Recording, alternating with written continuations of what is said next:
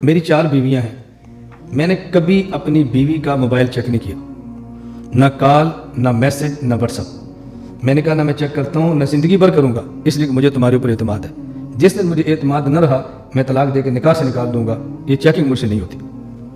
बात खत्म हो गई। गलतफहमी कब होती है? अब बीवी का मोबाइल चेक करते हैं। कभी उसका फ़ोन, किसका फ़ोन था, मैसेज किसका आया था? ना मैसेज चेक करूँगा, ना व्हाट्सअप चेक करूँगा, ना कॉल देखूँगा। जब एतमाद नहीं होगा, तलाक दूंगा और फारिग कर दूँगा। बस मुझसे ज़िंदगी टेंशन में नहीं रहा जाता। इस वजह से मैं टेंशन फ्री होकर काम करता हूँ और मुझे कोई टेंशन नहीं होती। ये मैं आपको गुर दे रहा हूँ, गुर।